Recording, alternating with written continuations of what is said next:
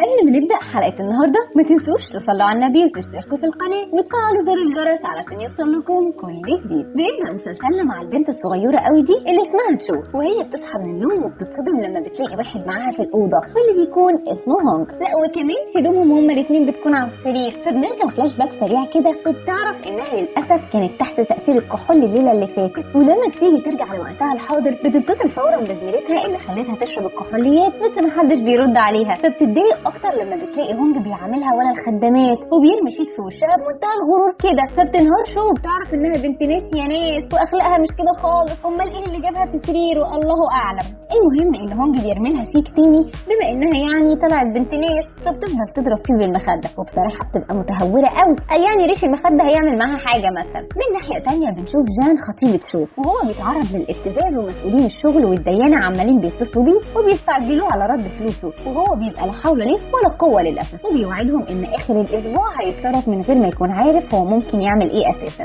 ولما بنرجع تاني لتشو بنلاقيها بتجري ورا هونج علشان ترمي له فلوسه في وشه، لكنه بيفضل يزعق معاها، وهوب بيفتح باب الاسانسير وصاحب اشهر محلات للمجوهرات بيكون فيه، فبيضطر هونج يعرفه على تشو على اساس انها خطيبته، وده طبعا علشان سمعته. وهنا تشو بتبص له بتقول له ياه على البني ادم النمرود. ولما بيخلصوا التمثيليه السخيفه دي بيجي لتشو تليفون من والدتها، فبتروح جري على البيت، ولما بتروح بتكتشف انهم بيتخانقوا مع والدتها في البيت، بس فجاه كلهم بيسكتوا علشان بيسمعوا الاخبار في التلفزيون بتتكلم عن تشو وهونج، وبيطلع هونج رجل اعمال كبير جدا ومعروف، وبتنتشر الشائعات انه ارتبط بواحده فقيره ووحشه، وهنا فعلا بيدشملوا الخواطر. فبيطردها والدها من البيت علشان اساءت التصرف ولوثت سمعتهم، بغض النظر يعني انه اصلا مش بيصرف عليهم وهي اللي كانت بتصرف على البيت، بس بيحاول يعمل نفسه اب ومسؤول في الحته دي وبس. فبتخرج تشو وهي مش هاممها حاجه لانها كده كده مسؤوله عن نفسها، وفجاه بتلاقي تليفون بيجي لها من خطيبها جان وبيتوسل لها علشان تساعده. فبتفتكر الشيك اللي كان مديهولها هونج وبتقول له انها على اخر الاسبوع هيبقى كل شيء كويس وتسد له ديونه كلها. من ناحيه ثانيه بيبقى هونج بيتعرض للاساءه من شركائه والمستثمرين، لان بسبب الصوره اللي اتنشرت فيه مع البنت الفقيره الوحشه دي هتتاثر صفقاتهم مع الموردين، لكن هونج ما بيهتمش باللي بيقولوه. وبره غرفه الاجتماعات بقى بتبقى تشو شايله ملفات قد كده ومحتاسه بيهم ومش عارفه تعمل ايه ولا ايه، بس هوب بتخبط في هونج اللي بنكتشف انه صاحب الشركه اللي هي بتشتغل فيها، وبتفضل تتمشى في المكتب وبتسخر منه وبتقول له انه ملوش دعوه هي هنا بتعمل ايه، يعني هي كانت شركته مثلا.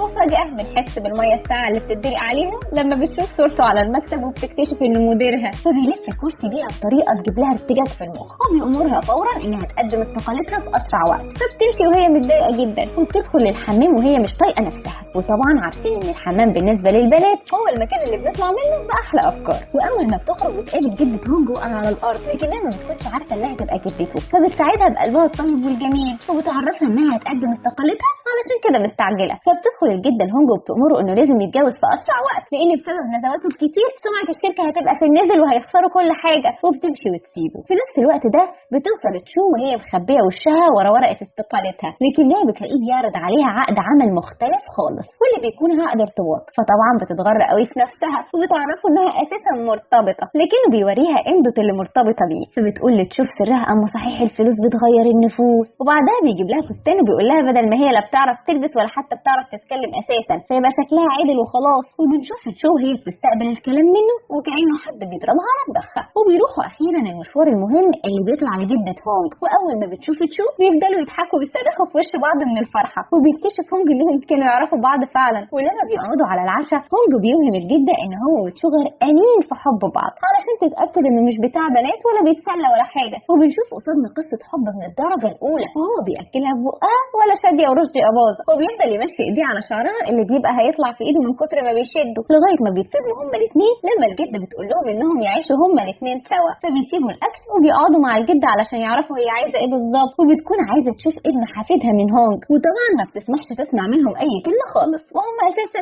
مش بيلحقوا يتكلموا. وقبل ما تمشي بتبقى عايزه تتاكد من حبهم لبعض، فبيحضنها هونج لدرجه انه كان هيهشم عظامها، وبيكتشفوا انها سايبه لهم كاميرا مراقبه في البيت، فبيشكرها هونج انها مش في اوضه نومه. واول ما بيدخل بيدخلوا اوضه النوم بيلاقوها ولا غرفه فندقيه بفندق هيليوبوليس. وتاني يوم بيكون هونج عامل اجتماع اونلاين لموظفينه، بس بيسمعوا صوت تشو وهي بتطلب منه الفوطه وبيفضلوا يضحكوا عليه طبعا الموظفين. وفجاه بتخرج لهم تشو هي لفه الفوطه على دماغها وبتبان للاسف للجميع، وبيبقى هونج هيطقم اللي بتعمله. ومن ناحيه ثانيه بنشوف جان خطيبه تشو بعد ما خد منها الفلوس وسدد دينه وبيلعب بيها قمار وبيستغل تشو مش اكتر. واما بيعرف من صاحبتها انها اتخطبت لمدير الشركه بيقرر يبتزها. وبالليل بنشوف هونج مع تشو في حفله عاملها علشان خطوبتهم، لكن بيقطع فرحتهم شينا صديقه تشو اللي كانت السبب في شربها للكحول. وبنعرف من شينا ان هي اللي كانت قاصده تدخل تشو في اوضه هونج علشان تفضل المورد الجديد اللي كان معاهم، بس ما كانتش عارفه ان وجودها معاه لليله واحده هيخليها تبقى خطيبته. بس بيوصل هونج وبيعرفها ان كاميرات الفندق مراقباها وهي بتحط لهم هما الاثنين منوم في المشروب الكحولي اللي شربوه سواء تشو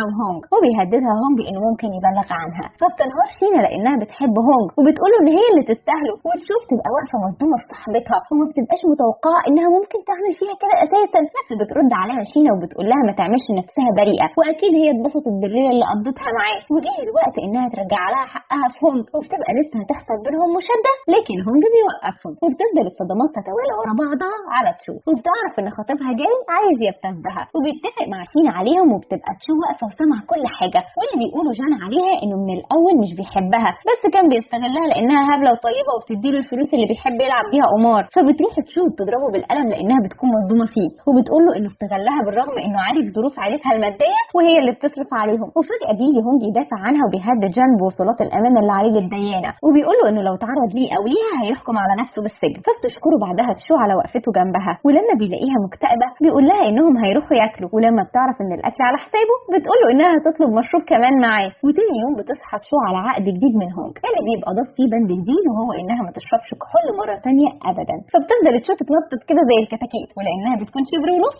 بتقف على الكنبه علشان بس تطول، وبتديله تعظيم سلام على اللي بيقوله زي وعد منها يعني انها مش هتشرب اي مشروبات كحوليه تاني. وبتروح بعدها للشركه وبتلاقي كل الموظفين بيحيوها لانها خطيبه المدير، وبتستغرب زميلتها في الشغل ان خطوبتها كانت بالليل والصبح بتيجي الشركه. وبتلاقي كل اللي موجودين معاهم شغل ما عدا هي، فبتروح لموظف منهم وبتقول له ان مفيش على مكتبها اي شغل متجدول. ولما بتيجي المسؤوله وبتسال الموظفين عن حد يكون فاضي علشان يقوم بمهام متراكمه على الشركه، فاول واحده بترفع ايديها هي تشو. لكن المسؤولة بتتجاهلها لأنها بالنسبة لهم بتبقى خطيبة المدير وما ينفعش يتعبوها، ومع ذلك بتفضل تشو رافعة ايديها لغاية ما بتتخدر من كتر ما هي مثبتاها. فأخيرا بتوافق المسؤولة عن تطوع تشو لعمل المهام. وفجأة بنلاقي الجميع ابتدى يعرض على تشو المساعدة وهي بتشكرهم، بس بعدها بنشوفهم في الحمام وهم بيتكلموا عليها وبيسألوا بعض ازاي هونج الوسيم يرتبط ببنت صغيرة وخريجة جديدة زي تشو، لا وكمان فقيرة، وبيفضلوا يدشملوا في خاطرها على أساس انهم بعيد عنها. بس أول ما بيخرجوا بنتفاجئ ان تشو كانت سامعاهم في الحمام لغايه ما جات لها خشونه من كتر القعده، لكنها بتقرر انها ما تستسلمش لكلامهم وتثبت عكس اللي بيقولوه، وبتفضل تتمرن ازاي زوجة الرئيس تتعامل. وبتمر الايام على تشو وهي ما بين تمثيليه انها خطيبه هونج علشان ترضي الجده في بيته، وما بين انها تكون موظفه مثاليه وقد اي مهام بتتوجه لها، لغايه ما بيجي يوم عليها اللي بتبعت فيه رساله لهونج انها هتبات في الشغل. وقبل ما توصل لميعاد تسليم المشروع بدقايق بتسيب الجهاز مفتوح وبتروح الحمام. فبتيجي مسؤوله القسم اللي للاسف بتكون غيرانه من علاقتها بهونج، وبعدها بنلاقي المشرفه جت علشان تستلم من تشو المشروع، لكن تشو بتكتشف ان الملف اتحذف وبتبقى مسؤوله القسم هي اللي عملت كده للاسف. بس طبعا محدش بيصدق ان تشو قدرت انها تنجز المشروع، ومن صدمتها وتعبها الايام بتبقى لسه هتفقد الوعي. بس بتلاقي هونج جه وانقذها، وبعد ما بياخدها لمكتبه الدكتور بيعرفه انها تعرضت لوعكه صحيه بسبب الارهاق البدني والسهر الايام، وبيقدر هونج انه يرجع الملف المحذوف لشغلها. واول ما بتفوق تشو فورا بتقوم وبتفرح جدا ان الملف مازال موجود برضه، وبيعرفها هونج انه رفض اللي عملت كده لانها مش بس بتاذيها هي، دي اذت كل الفريق والشركه. وفي وقت تاني بتدخل تشو عليه المكتب بتلاقي بنت جميله واقفه مع هونج بحجه انها بتساله على حاجه في الشغل، فبتقرر تشو انها تدخل وتوقف دلع البنات اللي من غير مبرر ده وتدلع هي بدلها. وهونج بيبقى واقف ولا شهريار في زمانه، وبترجع البنت من تاني وهي وشها في الارض. فبتحاول تشو بعد كده انها تضايق هونج وبتروح تتكلم مع زمايلها في الشغل، والظاهر كده ان التمثيليه اللي بيعملوها هتقلب بجد، لان بيجي هونج يوضحها بيسألها لو هو أثر معاها في حاجة، فبتقول له تشو إنها مش عايزة تشغله بأمور تافهة، لكنه بيعرفها إنها تشغله ملهاش دعوة يعني. فبتقرر تشو إنها تنهي الحوار اللي هيجيب لها الضرب ده وتتكلم في الشغل بجد. وبتعرفوا إن في ميعاد مع الرئيس التنفيذي هيو، ولما بيقعدوا مع هيو بنكتشف إن تشو تبقى شبه بنت يعرفها زمان، بس ما بنكونش عارفين هي حبيبته ولا إيه أصلا بالظبط. وأثناء ما بيتكلموا بيطلب هونج منها إنها تقول رأيها، فبتقول تشو اقتراحاتها اللي بتكون مبهرة جدا بالنسبة لهم. وبيلاحظ هونج نظرات هيو ليها، فبيقرر يوقف الاجتماع. ولما بتخرج تشو مع هيو لبره بيتضح لنا نظرات الغيرة اللي بتبقى باينة واضحة جدا على هونج. وفي الاجتماع التاني اللي ما بينهم بيحاول يظهر له هونج ان تشو خطيبته، فالمفروض يلم نفسه شوية وبيمسك ايديها قدامه. فتشو بتستغرب جدا من اللي بيعمله وبتاكل من البسكوت اللي قدامها. وبعد ما بيخلصوا الاجتماع بيخرجوا كلهم في ممر الشركة مع بعض، وبيسألها هيو عن طعم البسكوت، فبتفضل تشو تمدح فيه جدا. فجأة هونج بيبص لها وبتبقى عينه مطلعة شرار، وفي نفس اللحظة بيديلها هيو شنطة فيها نفس نوع البسكوت اللي بيكون مستورد. بس اول ما بيمشي بتقول انها مش بتحب الخردل اللي فيه، وبيبقى هونج هيتجنن من النفاق اللي هي فيه. وبنروح بعدها للعارضة جيفاس اللي هتكون ماسكة حملة الصفقة بتاعتهم، وبنلاحظ انها على دراية كافية بكل تفاصيل هونج، زي ان القهوة بلبن في وقت متأخر غلط عليه، وبيسأل نفسه هي ازاي عرفت كده. وفجأة بتطلب من تشو انها تصورهم سوا، لكن هونج بياخد الموبايل منها وبيخلي تشو تقف ما بينهم هما الاثنين. وقبل ما يمشي بيأكد عليها لو ما تقابلوش قبل كده. ولما بيكون في الطريق بيفتكر الحاجات الشخصية جدا اللي تعرفها عنه، زي المشروب وانه بيحط المناديل تحت ادواته عموما. بس بنتفاجئ بعدها ان الصور اللي اتصورها نزلت على المواقع وبقى في حديث المجتمع كله. فبتفضل تشو تتضايق وتفرح في نفس الوقت، لان خلاص احنا اتعودنا ان تشو عندها خلل ذهني اسم الله عليه. ومن ناحية تانية بيجي تليفون لجيفاس ان صورها نزلت ومكتوب عليها خبر ارتباطها، بس الغريب انها مش بتتضايق ولا حاجة، وزي ما يكون كده كانت بتتمنى ان ده يحصل. وبتقول للي معاها على التليفون ان هي هتتصرف. ولما بتشوف التعليقات من الناس على صورتها مع هونج بتكتب بمنتهى الخباثة انها نسيت تعمل هاشتاج لخطيبته. وتاني يوم بتروح تشو لهيو علشان تفاصيل الشغل يعني، بس لما بيواسيها علشان الشائعات اللي طلعت على خطيبها هونج بتلاحظ تشو نفسها انها فعلا متضايقة، وبتقول في سرها مصيبة احسن اكون وقعت في حبه بجد. وطبعا هيو مش بيلاقي فرصة احسن من دي علشان يستغلها، وبيفضل يعطف ويلطف ويقول لها انها احلى من جيفاس بمليون مرة. فبتقول تشوف سرها امال الناس في التعليقات بيتريقوا عليها ليه، لكنها ما بتهتمش وبتخلص اجتماعها معاه وبتمشي وتسيبه. ولما بتخرج بنكتشف انه بيطلع صورة على تليفونه ليهم هما الاثنين مع بعض، بس اكيد يعني بتكون شبيهة تشو مش هي. وبنشوف تشو هي رايحة تسلم الاوراق لهونج في المكتب، فبيعرفها ان المبيعات زادت للضعف في ظرف يوم واحد بسبب خطتها العبقرية، وعلشان كده قرر يديلها مكافأة، لكنه بيلاقيها مش فرحانة قوي. فبيستغرب بعد ما بتمشي وبيقول في سره ازاي ما فرحتش وهي ما فيش حاجة بتفرحها اساسا قد الفلوس.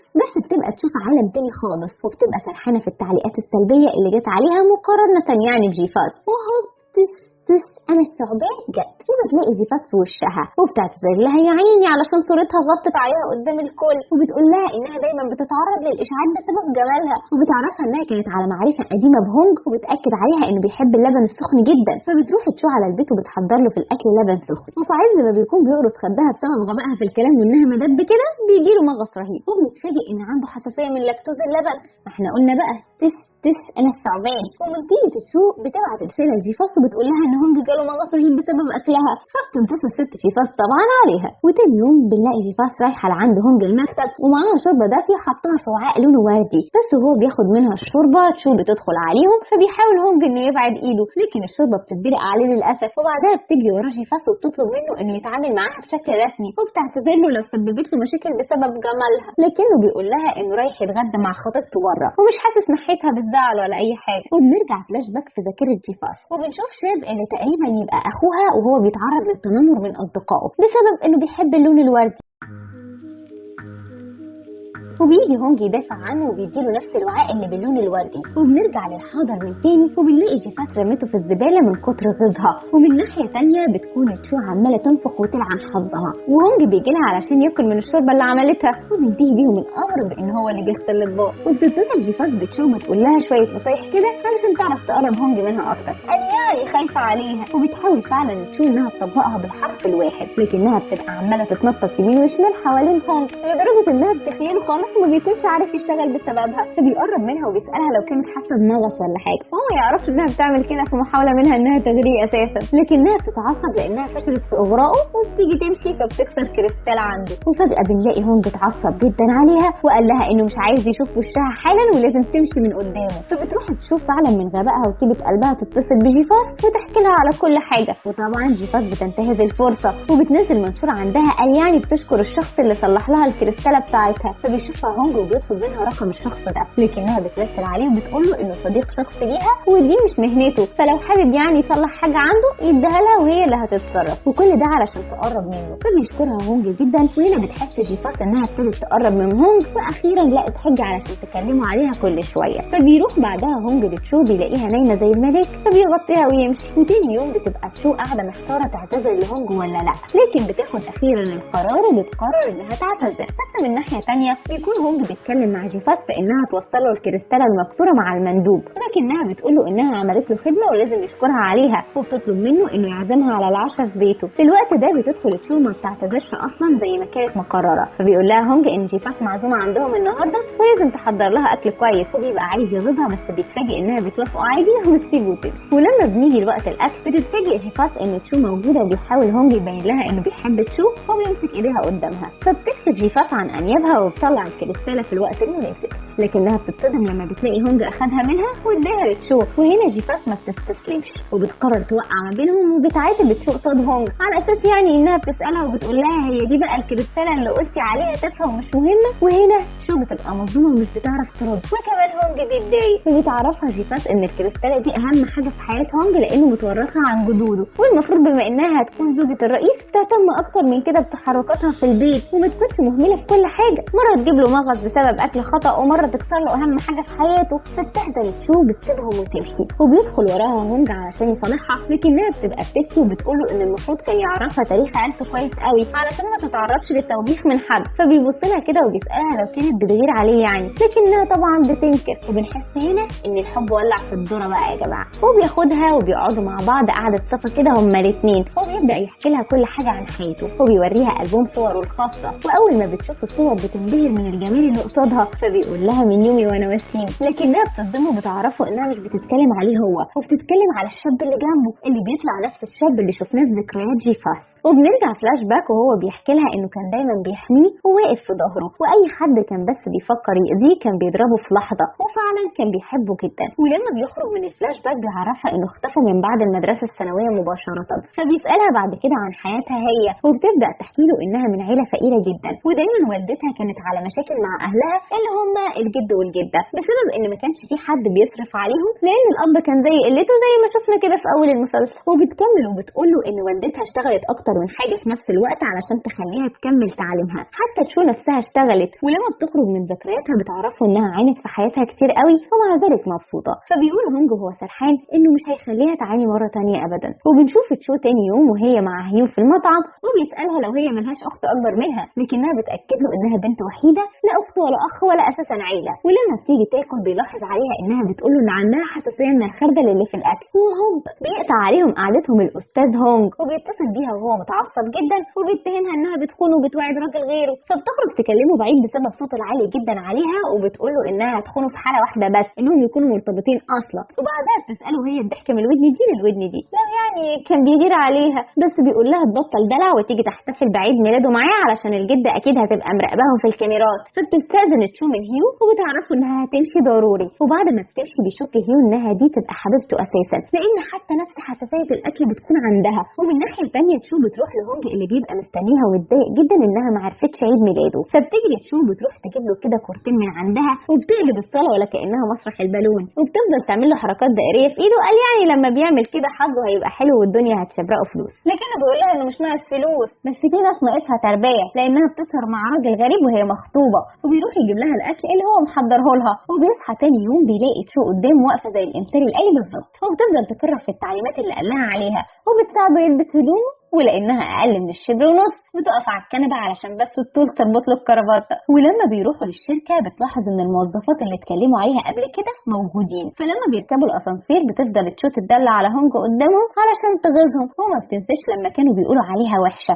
وده زميله خطرها من وراها يعني. وفي اليوم التاني بتصحى تشو من النوم على صوت استنجاد والدتها بيها من ضرب زوجها، فبتتوتر تشو جدا. ولما بيجي لها هونج بيقول لها انه هيقدر يساعدها، وبيروحوا فعلا لبيتها اللي بيتفاجئ بيه هونج انه فقير فوق ما كان متخيل جدا، وبيلاقي ان الاب بيضرب الام بعد ما اكتشفت خيانته ليها، لا وكمان عايز منها فلوس علشان يديها للبنت، يعني يقول للبجاحه قومي وانا اقعد مكانك. فبيحاول هونج انه يفض المشكله على قد ما بيقدر، وبيكون جايب معاه المحامي بتاعه، وبيهدد الاب بالسجن، وبيجيب الاثباتات بالكاميرات انه كان بيخون الام اكتر من مره حتى يوم ذكرى زواجهم مع نفس البنت. فبيبقى الاب هيطلق الام، لكن بتجيله والدته بتعرفه انه المفروض ما يطلقهاش علشان مش هيلاقي حد يصرف عليه ولا عليهم هم كمان. فبيتراجع فورا عن موقفه وبيتحول في لحظه لاطيب خلق الله، وبيفضل يتحايل عليها ويفكرها بالعشره اللي بينهم علشان ما تتطلقش. وفي اللحظه دي هونج بيطلب من الام انها تقول قرارها، ولان الام كرامتها فوق كل شيء فبتصمم على الطلاق. وهنا بياخد هونج الام وتشو وبيروحوا معاه للبيت، وبيعرفها بطيبه قلبه انها هتعيش معاهم وتعتبر البيت بيتها. وطبعا هي ما بتكونش عارفه الاتفاق اساسا اللي ما بين تشو وهونج. وبنلاحظ فعلا ان شخصيه هونج مختلفه عن ما كنا عارفين زي ما شفناه في اول المسلسل خالص. بس بنتفاجئ بعد كده ان البنت اللي كانت مع الاب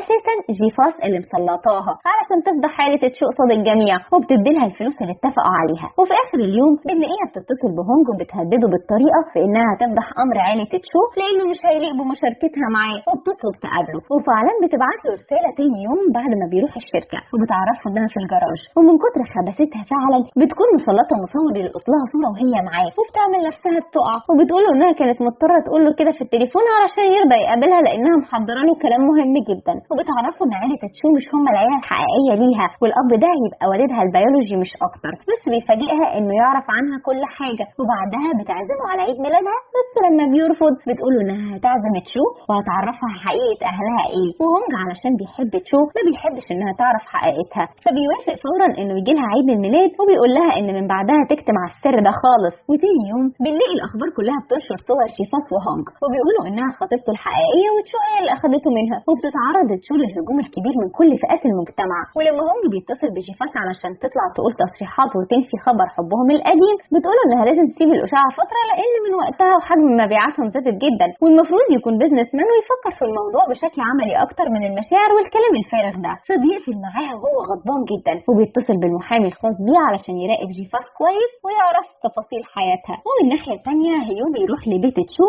وبيتاكد انهم مش عيلتها الحقيقيه، وهنا بنكتشف ان خطيبته اللي ماتت في الحادثه وكانت شبه تشو جدا تبقى فعلا اختها. وفجاه من ناحيه ثانيه بتنتشر اخبار عن حمل جيفاس من هونج، لانها بتكون قصده تبين انها بتحس بغثيان اثناء التصوير، فبيتضايق هونج اكتر. ولما بنروح لتشو بنلاقي هيو معاها، واثناء ما بتكون تحت تاثير الكحول بتعترف له ان علاقتها بهونج علاقه تمثيليه علشان بس جدته، وبيفرح هيو جدا وقتها. بس المهم اننا بنعرف اخيرا مين هي جيفاس، وبتطلع انها صديق هونج ايام الثانوي، لكنه اتحول وبقى بنت بسبب ميوله الجنسيه اعوذ بالله. فبيتصل بيها هونج او بي، بقينا متلخبطين الصراحه، وبيطلب يقابلها او يقابله.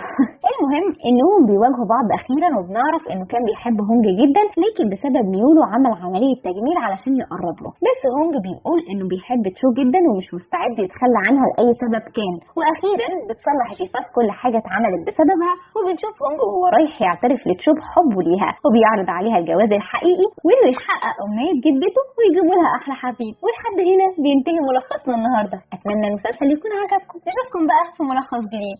سلام.